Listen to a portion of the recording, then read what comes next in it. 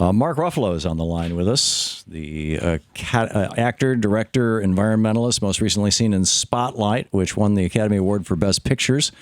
And in fact, Mark, it's good to have you with us. It was nice to see you, 2 weeks ago when Norman Lear and I showed up at the park that you were, you want to riff on that a little bit?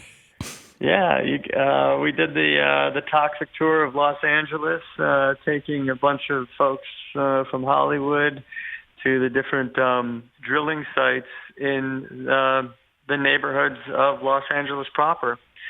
And when you guys picked us up, we were there. We had just been to 3 drilling sites. Actually, most people don't know this, but these drillings, the majority of the drilling sites owned happening in Los Angeles are owned by the Los Angeles Archdiocese and leased to the oil companies, and where they're doing drilling in people's neighborhoods, mostly poor working class people and people of color.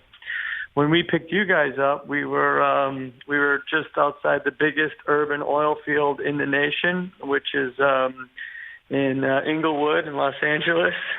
And we had all the folks from Porter Ranch who were, dealing with the same kind of disregard for human life in their own way. And we were basically just doing an information gathering tour. Yeah.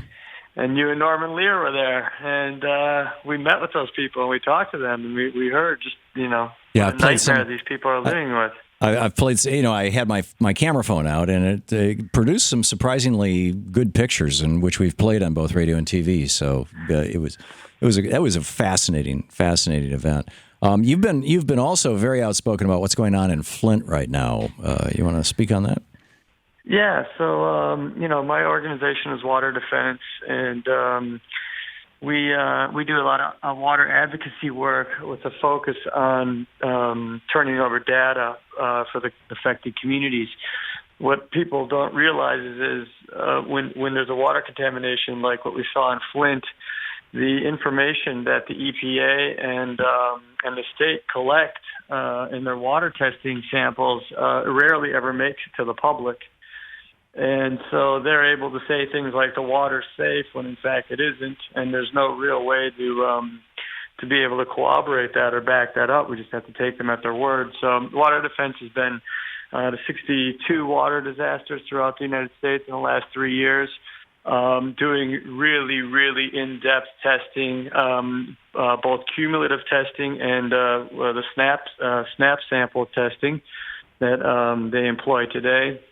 And we release that information directly to the public so that the public is able to start to defend themselves and make the proper accommodations for the contamination that's happening there. We were just in Flint, and we actually showed that the water is not safe to drink, nor is it safe to bathe in.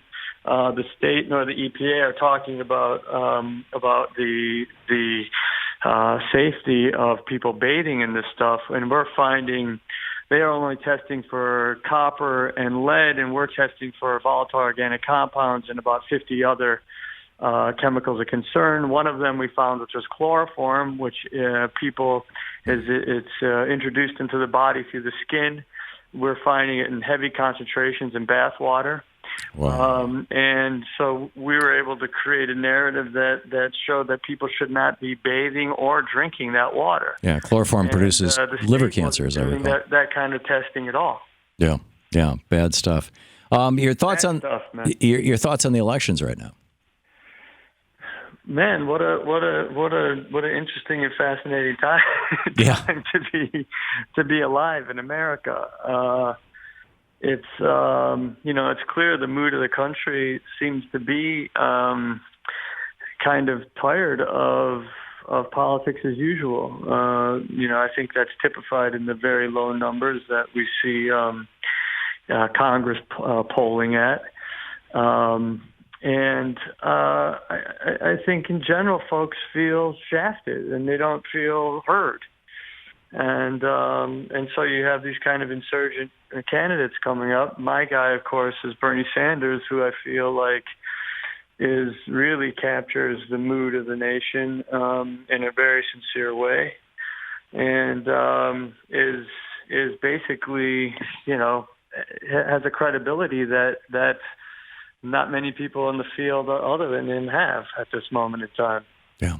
And so he's resonating when people wrote this guy off. They didn't think he had a chance.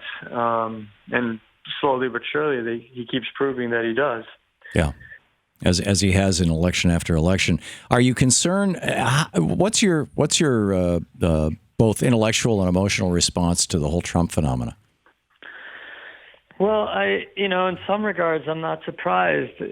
He is exactly what the Republicans have been creating, with a fear of the other, this kind of xenophobia, this race baiting, the dog whistle that is constantly used election after election, but is never really carried out to anyone's satisfaction, who expects the politicians to act on it once they get into office. I think he's the manifestation of a lot of fear mongering and cloaked hate speech, and basically white rage. I also think he's tapping into a working class that feels, screwed over, over and over and over again. Yeah. I think you're right, and that's it can be a dangerous combination. It's extraordinary. Mark Ruffalo. Rhetoric that when in our lifetimes have we ever seen rallies that turn violent like this? Outside of Klan rallies. It's kind of like that. Mark Ruffalo, actor, director, environmentalist, and thank you so much for being with us, Mark.